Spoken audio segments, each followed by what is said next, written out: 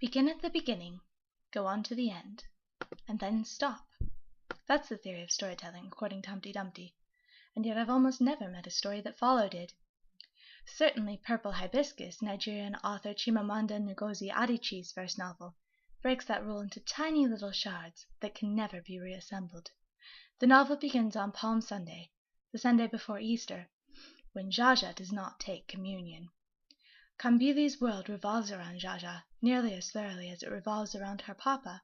She wonders about Jaja's reactions to things, worries when he rebels, or sins as papa sees it, and obsesses about his thoughts as they become less accessible to her.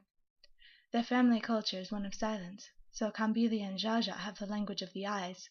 At confession, after their Christmas trip to Aba, their home village, Kambili's eyes ask, "Did you remember the lie at Papa Nuku's house?" And Jaja's answer, "Yes." Jaja did not go forward on Palm Sunday to receive communion from the priest. It was unthinkable. Papa carefully observed the procession to communion every Sunday, and always reported to Father Benedict when a person missed 2 communions, saying that nothing but mortal sin would keep a person away from communion 2 Sundays in a row. So when Papa did not see Jaja go to the altar that Palm Sunday, when everything changed, he banged his leather-bound missal, with the red and green ribbons peeking out, down on the dining-room table when we got home. The table was glass, heavy glass. It shook, as did the palm fronds on it. "Jaja, you did not go to communion," Papa said quietly, almost a question. Jaja stared at the missal on the table as though he were addressing it. "The wafer gives me bad breath." I stared at Jaja. Had something come loose in his head? Papa insisted that we call it the host because host came close to capturing the essence, the sacredness of Christ's body. Wafer was too secular. Wafer was what one of Papa's factories made, chocolate wafer, banana wafer, what people bought their children to give them a treat better than biscuits.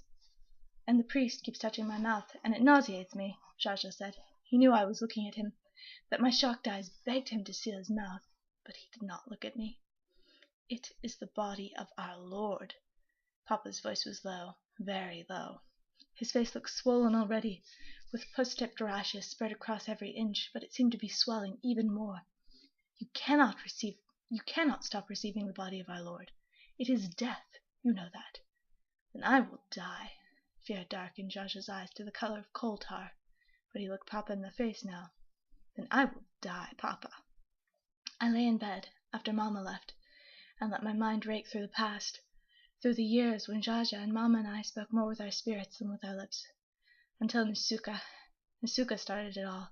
Auntie Ifeoma's little garden next to the veranda of her flat in Nusuka began to lift the silence.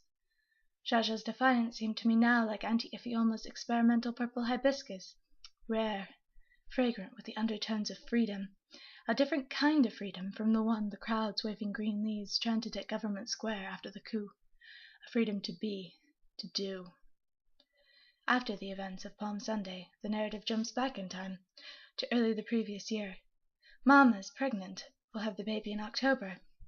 Finally, the children will have another sibling, and the Amuna, the extended family in their village Aba, will be silenced. They will no longer urge Papa to take another wife, because it is not fitting for a man of his stature and wealth to have only 2 children, and only one of them a son. On Pentecost Sunday, though, Mama felt unwell after the service, and asked to stay in the car during the weekly visit to Father Benedict's house after Mass. "Are you sure you want to stay in the car?" Papa asked. "My body does not feel right," she mumbled. "I asked if you were sure you wanted to stay in the car." Mama, of course, did not stay in the car. She looked unwell, drawn, ashen. Even Father Benedict remarked on it. At lunch, during the prayer following the meal, Papa prayed for those who tried to thwart his will, who selfishly had not wanted to visit a servant after Mass. Still, after lunch, there were the sounds. Swift, heavy thuds on my parents' hand-carved bedroom door. I imagined the door had gotten stuck and Papa was trying to open it. If I imagined it hard enough, then it would be true.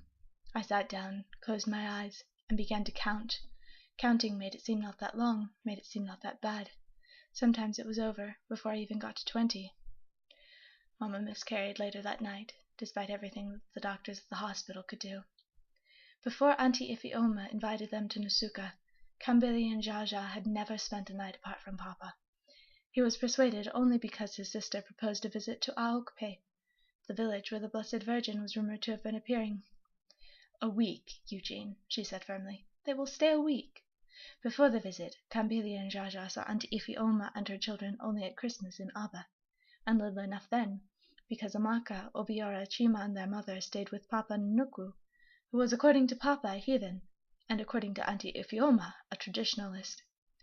Papa permitted his children only 15 minutes at Papa Nnuku's house every Christmas, and never greeted him himself.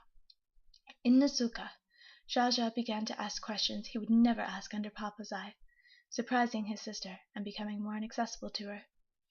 In Nasuka, Father Amadi began to get past Kambili's silence, getting her to smile, then even to laugh.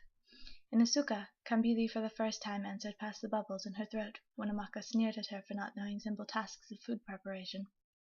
In Nasuka, Papa Nnuku became more than just a heathen to Kambili, slowly becoming a person with whom she wished she could have a relationship. In Nasuka, Amaka painted Papa Nnuku. In Nasuka, Papa Nnuku died, the same morning that Papa found out that he had been brought to Nasuka to stay under the same house as his children.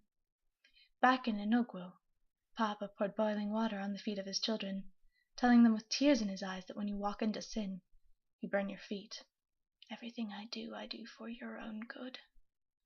In Inogwu, Papa discovered the half-finished painting of Papa Nnuku that Amaka had given Kambili, and tore it into pieces. In Inogwu, Kambili was sent to the hospital with a broken rib and internal bleeding, because of Papa Nnuku's portrait. When she was released, Auntie Ifioma took Kambili home to Nasuka, and there she recovered, and there she began to have a real friendship with her cousin Amaka. There Jaja spent his free time in the garden with Auntie Ifioma's Purple Hibiscus, and there Father Amadi took Kambili to the stadium to watch the boys play football, and to get her hair plaited. Their mamma came, with news that she had miscarried again, and Papa came the next day, with puss-tipped rushes on his face, to bring her and the children back. And then it was Palm Sunday, the Palm Sunday that everything changed. Papa, wealthy owner of factories, devout Catholic, wife-beater, sponsor of widows and orphans, purveyor of fear, and source of all important approval, died of poison.